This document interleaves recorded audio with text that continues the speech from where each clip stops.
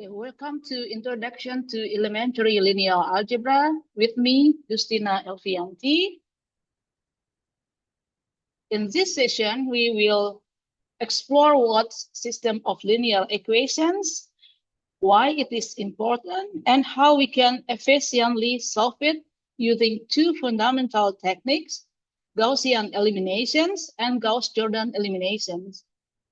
These methods, based on elementary row operation, allow us to systematically transform equations into a simple form for easy solution extractions. By the end of this session, you will have a clear understanding of how to apply these methods and their significance in solving real-world problems. So let's get started.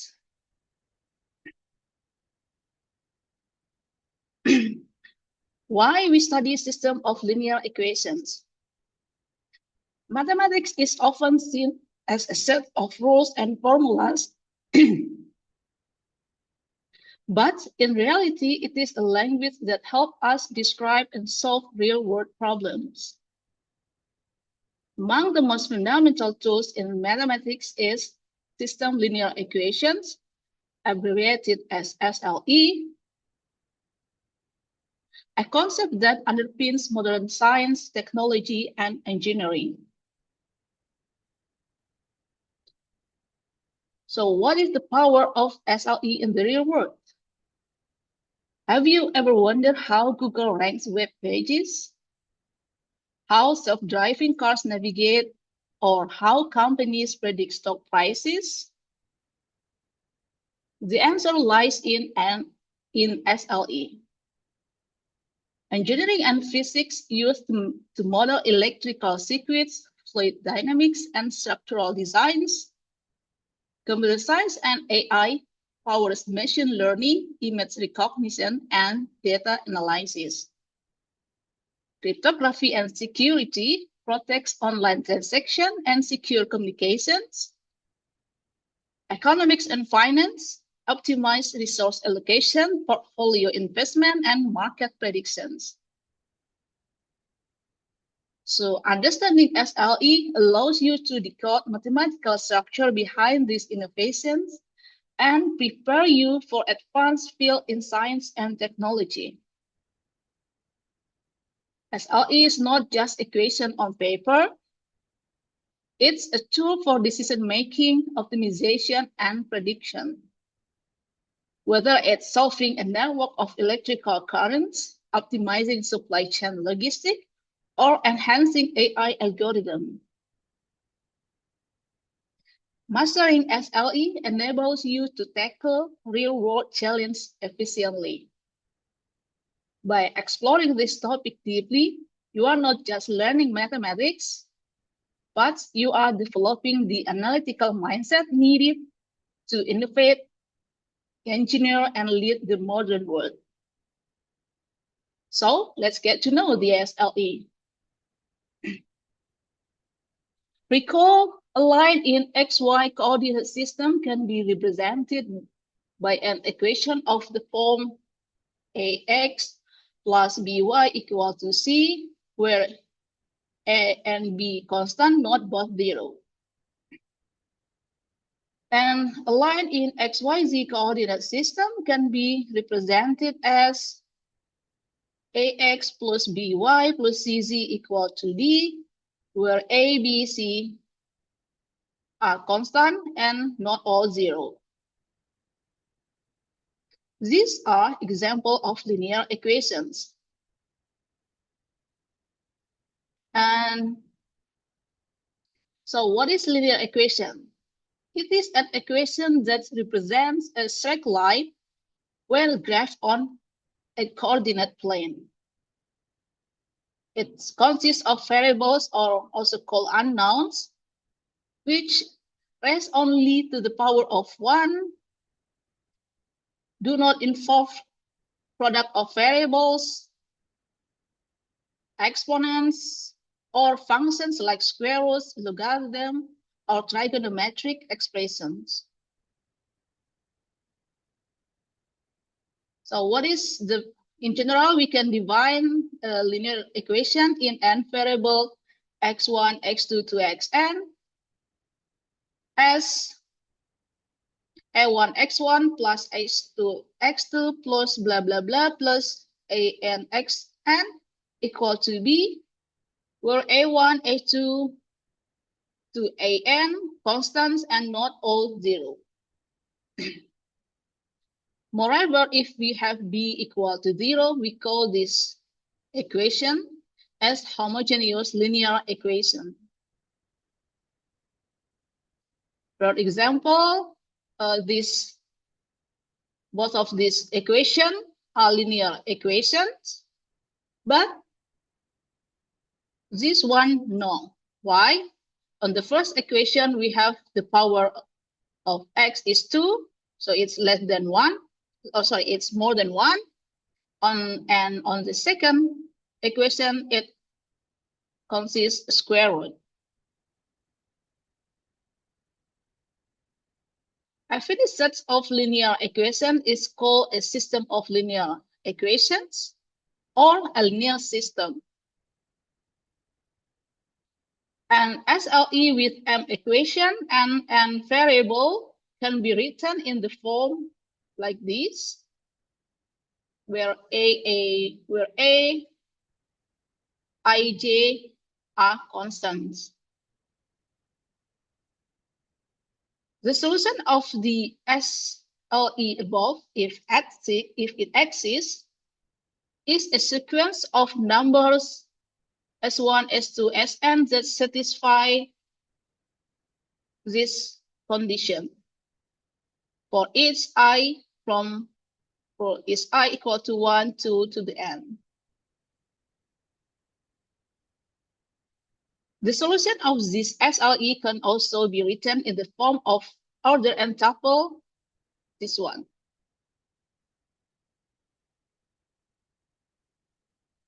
Consider the SLE a1x plus b1y equal to L1 and a2x plus b2y equal to L2. Its equation represents a line in xy coordinate. The solution of, let's say xy order tuple xy of this SLE corresponds to the intersection of two lines. So there are three possibilities. First, the line L1, L2 are parallel or do not intersect, meaning that the SLE has no solution. Second, the lines intersect at a single point, meaning that the SLE has exactly one solution. Third, both lines coincide, meaning that the SLE has infinitely many solutions. Now we will see the SLE with three variables. Consider this SLE. So its equation represents a plane in the XYZ coordinate.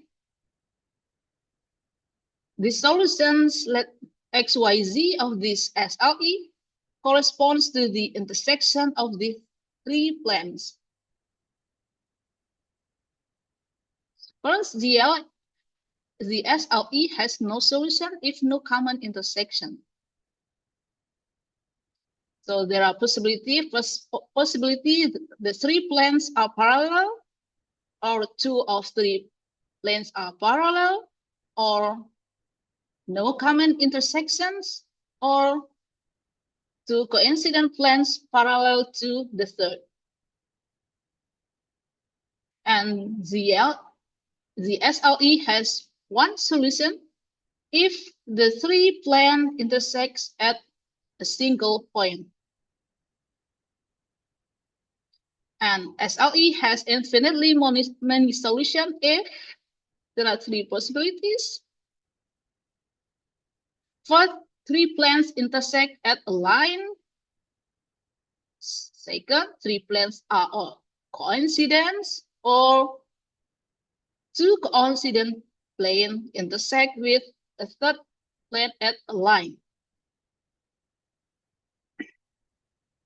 Now we will see how to solve the SLE. Before solving SLE efficiently, it's useful to represent it in a more structured form. One such representation is the augmented matrix, which organizes the coefficients and constants of the system into a compact matrix. This notation simplifies computation and serves as the foundation for the methods like Gaussian elimination, Gauss-Jordan elimination, and so on. The next session introduces the concept of an augmented matrix and its role in solving linear systems. An SLE with M equation and variables can be represented using an augmented matrix as follows. So this column consists the coefficients of the SLE, and the last column consists the constant of the SLE. For example, let's say we have this SLE, we can transform it to this matrix. So as you can see here, the equation of first equation is 1, 1, 2. 1, 1, 2, and the constant is 9. And for the second row, the coefficient is 2, 4, minus 3, and the constant is 1. And for the third equation, the coefficient are 3, 6, minus 5, and the constant is 0.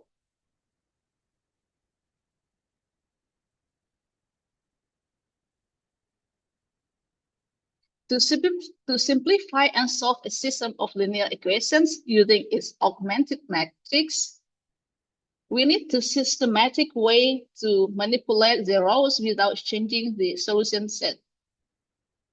These transformations help in converting the matrix into a simple form, making it easier to identify the solutions. The allowed transformations are known as elementary row operations, or abbreviated as E-row, or in Bahasa we call it operasi baris elementer and abbreviated as OBE. There are 3 types of elementary row operations. First, row swapping, where we swap 2 positions of 2 rows. For example, here we swap first row with the second row, and we did not like this. Second, row scaling, where we multiply all elements in a row by a non-zero scalar. For example, here we multiply the first row with -2. We denote it like this, and here is the result. So the first row will become this one. Third, row replacement. Here we replace a row by adding a constant time of another row. For example, here we replace the second row by adding -2 times of first row to the second row. So we get -2 plus 2 is 0, then -2 plus 4 is 2, and -4 plus -3 is 7, and -18 plus 1 is -17.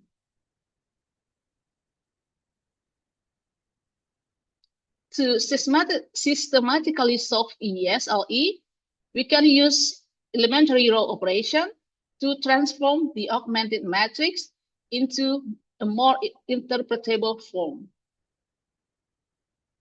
In Gaussian elimination, the augmented matrix is transformed into row echelon form, where the solution is obtained through back substitution. While in Gaussian, Gaussian-Jordan eliminations continues the process until the matrix reaches reduced row echelon form, allowing the solution to be read directly without additional substitution.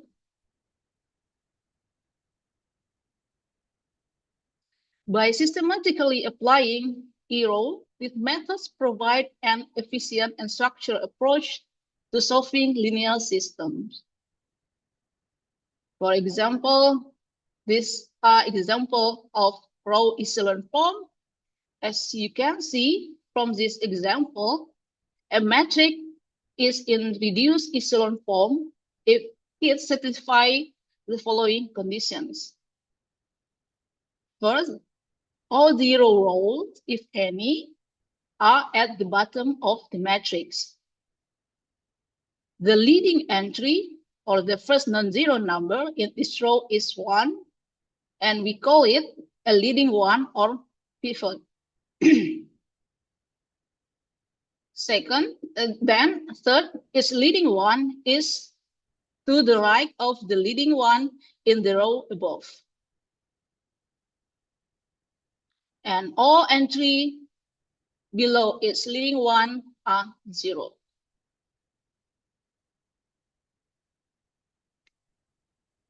And a matrix is in reduced row echelon form if it satisfies all reduced echelon form conditions and following additional conditions. Each leading one is the only non-zero entry in each column. Or in other words, we can say that all other entries in the pivot column are 0. And each leading one remains in the same position as in reduced echelon form, as you can see here in the first column and also in this form, and here in the second column and also in this matrix. Now we continue the steps to transform a matrix into reduced echelon form. To convert a matrix into row echelon form, we do first make the first pivot or leading one in the first column, if not already one. If necessary, swap rows or multiply by a non-zero constant. Then zero out all entries below the first pivot using row operations. Then move the next pivot column. The first non-zero entry in the next row should be to the right of the previous pivot. Then make the second pivot a leading one and zero out all entries below it. Repeat this process until the entire matrix in row echelon form, ensuring all pivots move to the right as you progress down to the matrix. At this stage, the system can be solved using back substitution. To convert REF into reduced row echelon form, first ensure each leading one is the only non-zero entry in its column by making all entry above it 0. Then normalize its pivot row if necessary by dividing by the leading coefficient so that its pivot is exactly 1. Repeat for all pivot columns until every leading one has only zeros above and below it. One in RREF, the solutions can be read directly without back substitution. For example, given the system of linear equations, this is the previous SLE. First, we transform it to the augmented matrix, this one. As we can see, the first entry of the first row is already 1, so we already have the first pivot. Then we make all the entry below the first pivot 0 by using these operations. First, we make 2 become 0 by using operation -2 of row 1 plus row 2. So we get -2 plus 2 is 0, -2 plus 4 is 2, -4 plus -3 is -7, -18 plus 1 is -17. And for this one, we use operation -3 of row 1 plus row 3. So we get -3 plus 3 is 0. -3 plus 6 is 0. -6 plus -5 is -11. -27 plus 0 is -27. Next step, we make the second pivot. So we multiply the second row with a half. So we will get, so the second row will become 0, 0, 1, and -7 over 2, -17 over 2. Next, we zero out all entries below the second pivot by using operation -3 of row 1 plus row 3. So we get -3 plus 3 is 0. -21 over 2 plus -11 is -1 over 2. And -51 over 2 plus 27 is -3 over 2. Then we make the third pivot one. So we need to multiply the third row of this matrix with -2. Then, and we get the entries of the third row are 0, 0, 1, 3.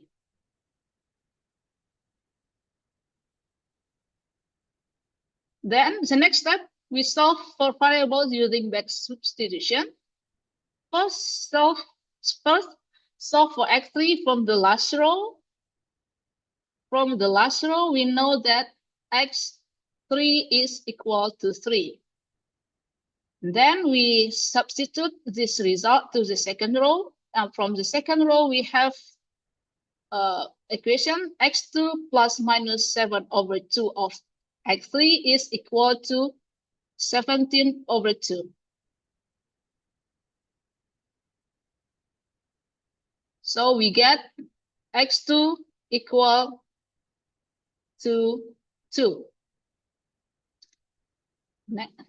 Then from the first row of this matrix, we know that x1 plus x2 plus 2 times of x3 is equal to 9.